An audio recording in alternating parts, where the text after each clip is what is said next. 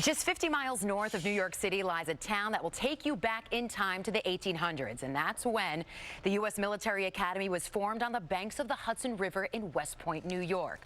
Army not only produces some of our country's great leaders and war heroes, but right now the Army Black Knights are the best football team in New York. Army football head coach Jeff Monken joins me now here on Sports Extra.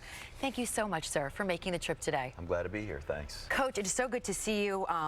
And what a year it's been for you. Now, this is your 5th year as the head football coach there at Army.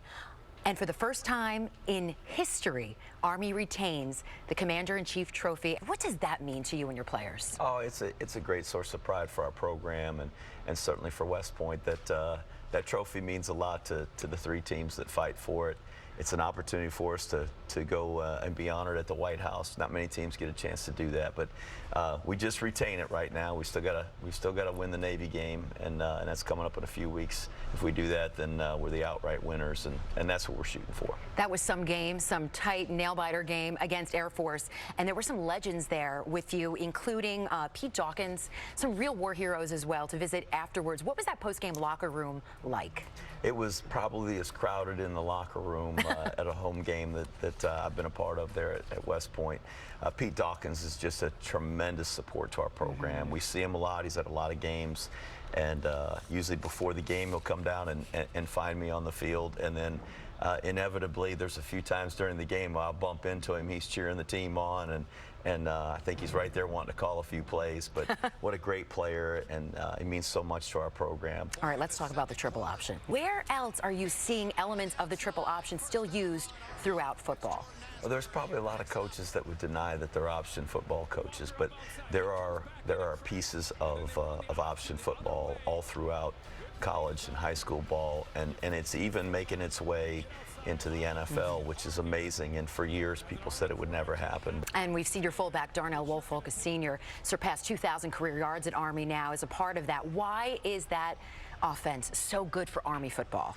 It's a good offense for us because I think it allows us to just teach a tough mentality, and our players really buy into that. That's something that West Point teaches.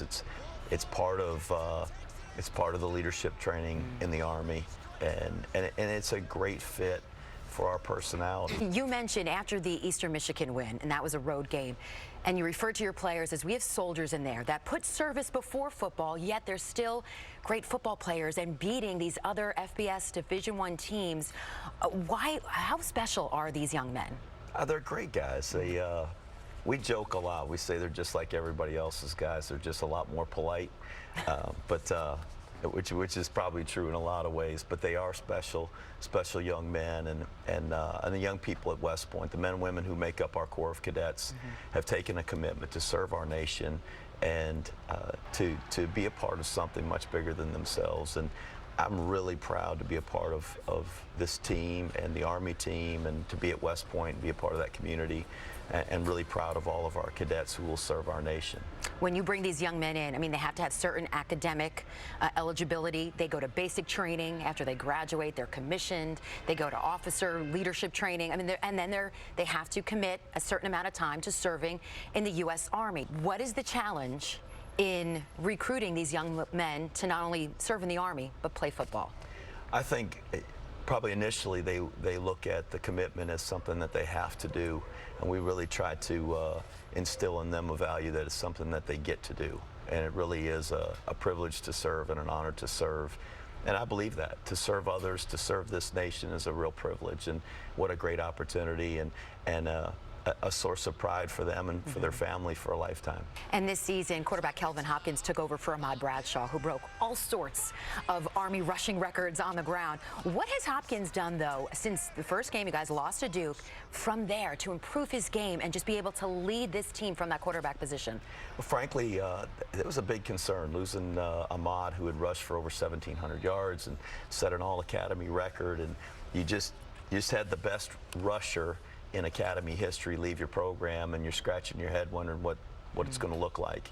And I think growing up under Ahmad and being the backup for him really helped Kelvin. It really, I think, gave him a role model to follow in how to run this offense, how to lead, how to compete, and just to realize here's the way you run that play with the ball in your hands, and here's the blockers you follow. And we got a lot of great film of Ahmad doing it really well, and Kelvin has just kind of picked up where he left off. All right, still a couple of weeks away, but as you look towards Navy, because it's all about beat Navy, that game is December 8th. It was interesting, before the Air Force game, junior captain Cole Christensen said that this is our chance to solidify Army's superiority among the service academies. It's just fun to be in the conversation about that trophy. For a long time, it was the other two, and we kind of got pushed aside, and frankly, I think our guys decided enough was enough. And it ticked them off enough that they wanted to win it, and now we've got a team that I think has an opportunity to compete for it every year. And I don't know if we're the dominant team, but or the superior team, but we've managed to find a way to win those academy games, 4 games in a row, and I tell you, nothing would make us happier than to win this one in a couple of weeks against Navy. And that would be your 3rd straight win over Navy. You're going for on December 8th in Philadelphia at Lincoln Financial Field. Coach Monken, congratulations on all of your success with Army football. Thank you so much for joining us here on Sports Extra. Beat Navy. Yeah, there you go. Beat Navy. We'll be right back on Sports Extra.